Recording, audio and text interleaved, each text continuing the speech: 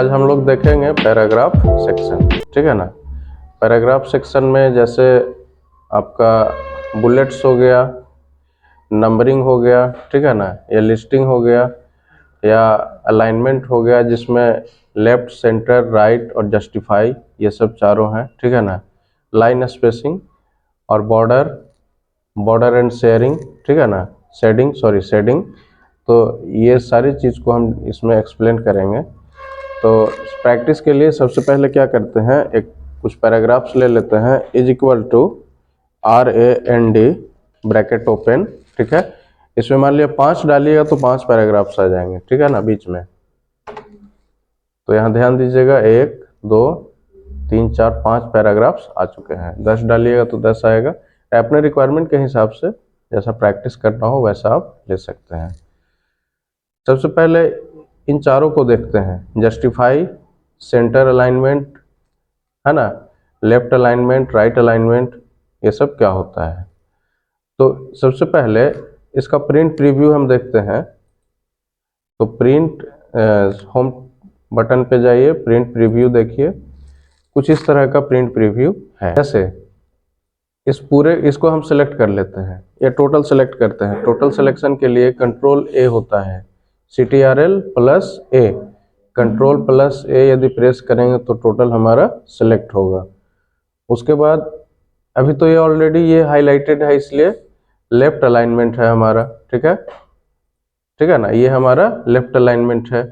ये हो जाएगा सेंटर अलाइनमेंट, तो जो भी टेक्स्ट है वो सेंटर में चला गया है। फॉर एग्जाम्पल जैसे यहाँ पे हम कुछ टाइप करते हैं, this is my computer system, ठीक है ना। तो अभी क्या है, ये सेंटर से काम कर रहा है। चलिए फिर से इसको सेलेक्ट करते हैं और इसको हम राइट अलाइनमेंट वाले ऑप्शन का यूज करते हैं, ठीक है। इसका शॉर्टकट की कंट्रोल R होता है। अब हम यहाँ पे कुछ टाइप करना शुरू करते हैं। तो क्या है, राइट साइड से लिखना ये शुरू कर रहा है, ठीक है। दिस इज आवर, सॉरी, जो भी आपको आगे लिखना हो, ठीक है ना। तो लेफ्ट अलाइनमेंट या अलाइन लेफ्ट का शॉर्टकट की कंट्रोल L होता है, जो कि लेफ्ट साइड से वो टाइपिंग स्टार्ट करवाएगा, ठीक है। और ये सेंटर, जिसका शॉर्टकट की कंट्रोल E होता है, जो कि सेंटर से टाइप करने में हेल्प करता है, या कोई भी वर्ड है उसको सेंटर में ले आएगा, ठीक है। अब जैसे अलाइन सेंटर का यूज कहाँ पे होता है, जैसे हम हेडिंग कोई डालते हैं, द कंप्यूटर सिस्टम, ठीक है ना। अब इसको क्या चाहिए, इसको कहाँ चाहिए, सेंटर में चाहिए। तो बस यहाँ पे क्लिक कर दीजिए तो बिल्कुल सेंटर में आएगा, ठीक है। तो ये हेडिंग वगैरह देने के लिए इसका इस्तेमाल हम लोग जनरली करते हैं, ठीक है।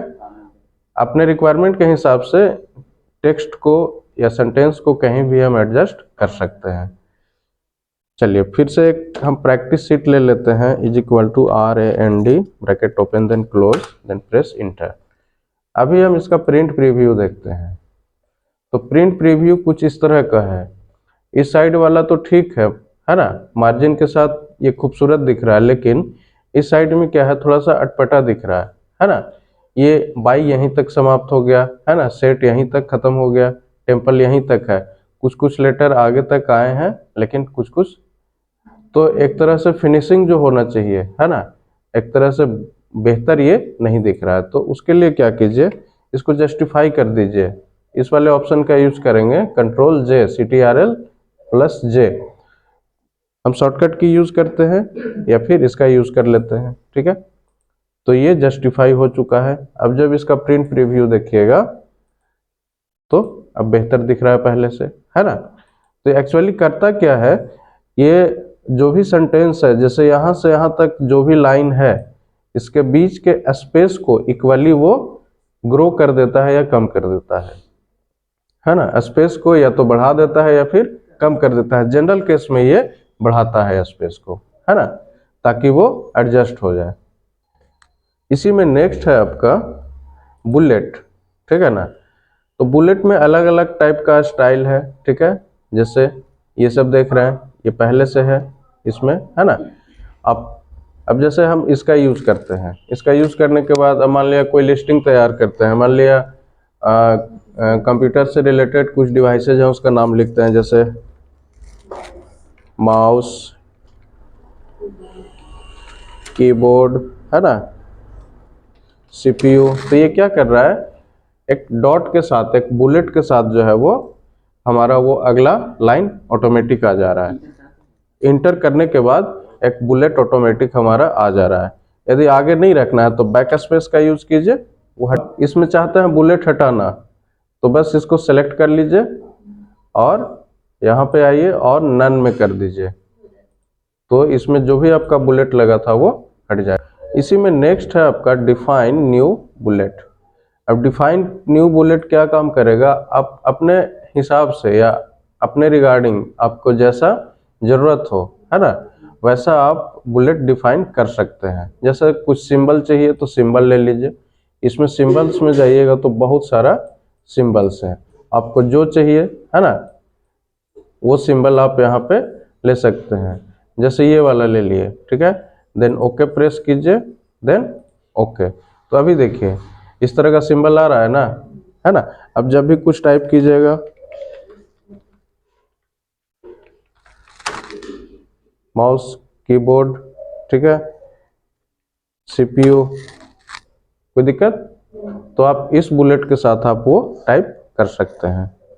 अब आप देखिएगा यहाँ पे कि जो अभी यूज किया था वो रिसेंटली यूज बुलेट्स में आ चुका है, यहाँ भी आ चुका है और यहाँ भी आ चुका है।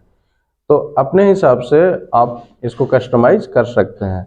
अब जैसे हम क्या करेंगे, डिफाइन न्यू बुलेट्स में ही अब हमें सिंबल नहीं चाहिए, कोई पिक्चर चाहिए इसके जगह पे, है ना, कोई फोटो चाहिए, तो पिक्चर पे क्लिक कर लीजिए, ठीक है, और यहाँ से इंपोर्ट कीजिए। इंपोर्ट करने के बाद अब जैसे डेस्कटॉप पे कुछ पिक्चर्स हैं, तो डेस्कटॉप पे मान लिया जाए कोई भी एक, जैसे इसको ले लें, MS वर्ड का ये PNG फॉर्मेट में एक हमारा पिक्चर है, इसको ऐड कर लेते हैं। तो यहाँ पे देखिए आ चुका है। अब इसको क्या कीजिए, बस ओके प्रेस कीजिए, देन ओके। तो अब देखिएगा यहाँ पे ये आ चुका है ना। अब कुछ भी टाइप कीजिएगा, जैसे माउस, कीबोर्ड, तो उसके साथ में वो आ रहा है ना। हम आगे बढ़ते हैं, इसी में ये है नंबरिंग लाइब्रेरी, है ना। इसमें अलग अलग तरह का फॉर्मेट है। जैसे ये हमने अभी रिसेंटली यूज किया था 1 2 3, इसलिए यहाँ पे डिस्प्ले हो रहा है। अब मान लिया आपको ये वाला चाहिए, तो इस पर क्लिक कर लीजिए, ठीक है। अब कुछ फ्रूट्स का नाम जैसे लिखना हो, जैसे बनाना, ठीक है ना, पपाया, ऑरेंज, ठीक है ना, गुआवा। यहाँ पे ध्यान दीजिएगा GUAVA, ये जी इसका स्मॉल है, लेकिन इंटर प्रेस करेंगे तो वो ऑटोमेटिक कैपिटल हो जाएगा। MS वर्ड का यही खासियत है कि फर्स्ट लेटर ऑटोमेटिक वो कैपिटल कर ले रहा है। अब इसी में क्या है, नंबरिंग यहाँ से मान लिया चेंज कीजिएगा, देखिए ये हो जा रहा है। ABC आप साथ में रख सकते हैं, है ना, या फिर इस तरह से रोमन नंबर रख सकते। नेक्स्ट हम चलते हैं डिक्रीज इंडेंट और इंक्रीज इंडेंट की तरफ। हम इसके लिए इक्वल टू प्रेस करेंगे, RAND ब्रैकेट ओपन, मान लिया यहाँ 10 लाइन ले लें, 10 पैराग्राफ्स, देन ब्रैकेट क्लोज। तो काफ़ी सारे पैराग्राफ्स आ गए हैं। अब जैसे हम यहाँ पे क्लिक करते हैं, ठीक है, क्लिक करने के बाद इस पे क्लिक कीजिए, हम इंक्रीज इंडेंट, ठीक है ना। तो ये क्या हो रहा है, ये राइट की तरफ वो पैराग्राफ हमारा।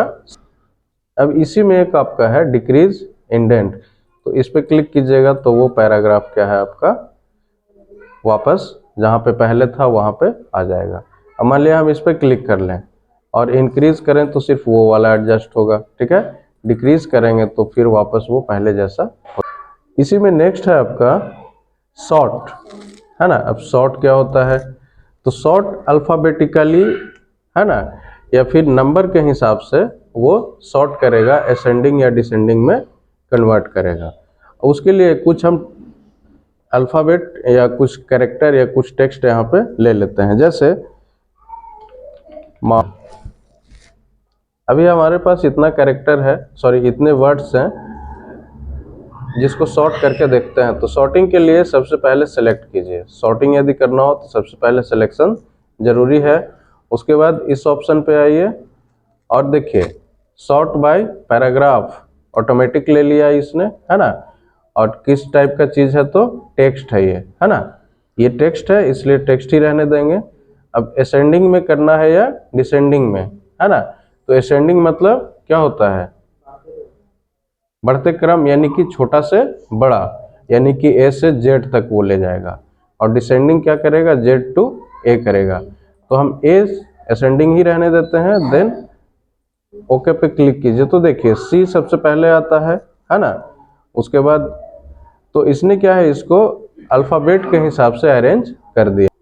अब जैसे हम इसको फिर से सॉर्ट करते हैं और डिसेंडिंग में करते हैं तो SMPS ऊपर चला आया, है ना। मतलब ये अल्फ़ाबेटिकली इसको अरेंज कर रहा है। अब हम नंबर के हिसाब से अरेंज करके देखते हैं। उसके लिए कुछ नंबर टाइप कर लेते हैं। पहले हमारे पास इतना नंबर का लिस्ट है, हम इसको सबसे पहले सेलेक्ट कर लेते हैं। सेलेक्ट करने के बाद अब सॉर्ट वाले ऑप्शन पे जाएंगे तो ध्यान दीजिएगा ये ऑटोमेटिक नंबर इसने सेलेक्ट कर लिया है, ठीक है। अब इसको असेंडिंग करके देखते हैं तो क्या होगा, छोटा से बड़ा, है ना। देन ओके प्रेस कीजिए तो 10, 15.5, 25, 26, है ना। ये अरेंज कर दिया ना। कंट्रोल जेड से हम वापस आ जाते हैं, फिर से सेलेक्ट कीजिए। अब डिसेंडिंग करके देख लेते हैं वो काम करता है कि नहीं। डिसेंडिंग पे गए, देन ओके, तो ये काम कर रहा है पूरी तरह से। कोई समस्या यहाँ तक। नेक्स्ट ऑप्शन आपका है लाइन स्पेसिंग, है ना। MS वर्डपैड में भी आपको बता चुके हैं, ठीक है ना, लेकिन फिर भी बता देते हैं। लाइन स्पेसिंग में क्या होता है, सबसे पहले एक प्रैक्टिस के लिए एक हम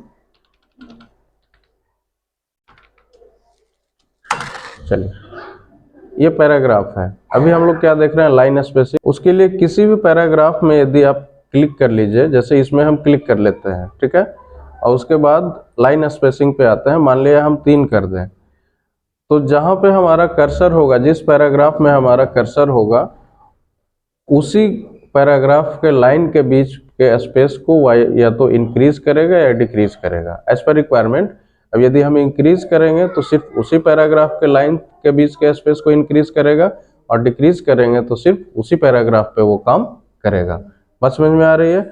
जैसे इसका हम डिक्रीज करके देखते हैं, जैसे 1 करें तो सिर्फ इसी पैराग्राफ पे काम किया। मान लिया हम इस पे क्लिक कर लिए, इस पैराग्राफ में पॉइंटर को रखें, उसके बाद 2 कर दें तो सिर्फ इस पे काम कर रहा है ना। तो जिस पैराग्राफ में हमारा पॉइंटर या कर्सर होगा वहां पे वो काम करेगा। इसी में नेक्स्ट है आपका शेडिंग का ऑप्शन, है ना। तो शेडिंग क्या करता है, जो भी हमारा सिलेक्टेड टेक्स्ट होगा या फिर पैराग्राफ होगा, ठीक है, उसके बैकग्राउंड में एक कलर वो डाल देगा। जैसे अब मान लिया इसको सिलेक्ट कर लेते हैं, इस पूरे पैराग्राफ को सिलेक्ट कर लेते हैं, शेडिंग वाले ऑप्शन पे जाएंगे, मान लिया ग्रीन कलर यहाँ पे ले लिए, तो बैकग्राउंड में एक कलर डाल दिया ना इसने, ठीक है। मान लिया हम इन 3 टेक्स्ट को सिलेक्ट करते हैं। सिलेक्ट करने के बाद शेडिंग पे आइए, कोई और कलर जैसे रेड चाहिए तो इसके बैकग्राउंड में रेड कलर कर दिया इसने। आप यहाँ से भी मोर कलर में जाके कस्टम करके अलग अलग कलर आपका जो रिक्वायरमेंट है वो आप यहाँ से ले सकते हैं। समझ गया ना। मान लिया ब्लू में आपको लाइट ब्लू चाहिए तो लाइट ब्लू यहाँ से ले लीजिए, ठीक है। आपका इसी में नेक्स्ट ऑप्शन है ये वाला, ठीक है, बॉर्डर का। अब इसमें अलग अलग तरह का काम, जैसे बॉटम बॉर्डर कर लेंगे, top border, left border, right border, है ना, या ऑल बॉर्डर, आउटसाइड, इनसाइड, है ना, या फिर अपने हिसाब से टेबल हम ड्रॉ कर सकते हैं। तो बॉटम बॉर्डर क्या होगा, जैसे ही इस पर क्लिक कीजिएगा तो नीचे की तरफ एक लाइन आ जाएगा, ठीक है ना। बात समझ में आ रही है। आप यहाँ से यदि टॉप बॉर्डर कीजिएगा तो एक बॉर्डर टॉप में भी चला जाएगा, ठीक है।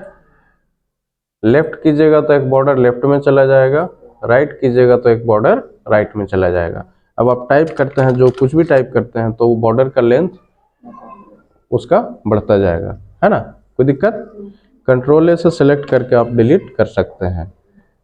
इसी में एक है आपका ऑल बॉर्डर। अब ऑल बॉर्डर क्या करेगा कि एक एक लाइन चारों तरफ बॉर्डर हो जाएगा। अब एक एक लाइन जैसे हम कुछ टाइप कर रहे हैं तो हर एक लाइन के बाद वो क्या है, बॉर्डर इसमें पड़ जाएगा।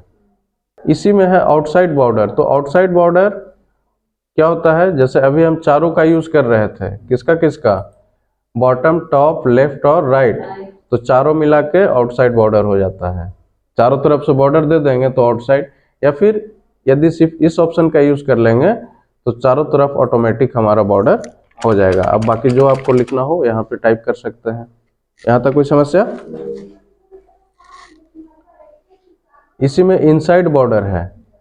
अब जैसे कुछ टाइप कीजिए तो सिर्फ अंदर अंदर बॉर्डर रहेगा। आपका इसी में नेक्स्ट है इनसाइड हॉरिजॉन्टल बॉर्डर।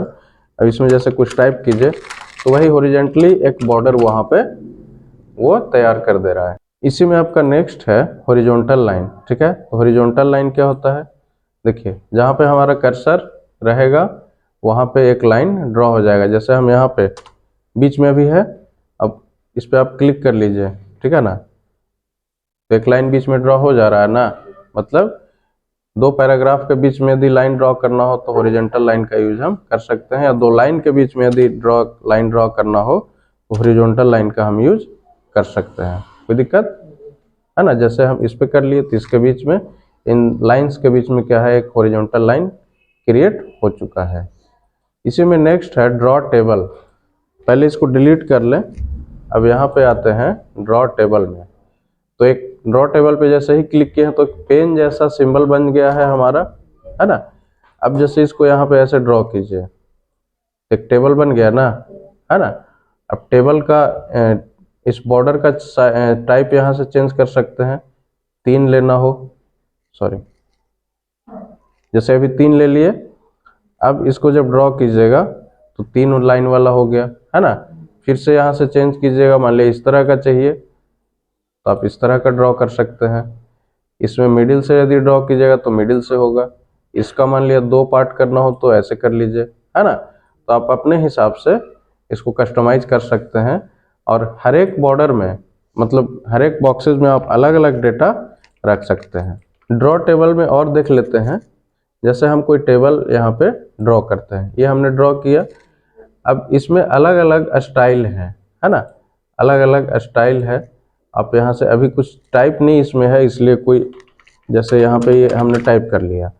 टाइप करने के बाद आप अलग अलग तरीके का स्टाइल यहाँ से आप चूज कर सकते हैं। जैसे ये चाहिए तो इस तरह का ले लें आप आसानी से, है ना। तो रेडीमेड कुछ बना हुआ है यहाँ पे टेबल। नेक्स्ट देखेंगे हम लोग आपका बॉर्डर एंड शेडिंग। ठीक है, तो इसमें जैसे देखिए अभी ये नन है, मतलब कोई भी बॉर्डर हमारा नहीं है। अब इसी में अलग अलग टाइप के जैसे बॉक्स ले लें, ठीक है, इसको हम सेलेक्ट कर लें और किस टाइप का, जैसे ऐसा बॉर्डर आपको चाहिए, है ना। कोई कलर वगैरह लेना हो तो यहाँ से कलर, मान लिया रेड कलर चाहिए तो रेड कलर, इसका ये प्रीव्यू यहाँ पे डिस्प्ले हो रहा है। ठीक है, उसके बाद ओके कीजिए तो देखिए बॉर्डर आ गया ना।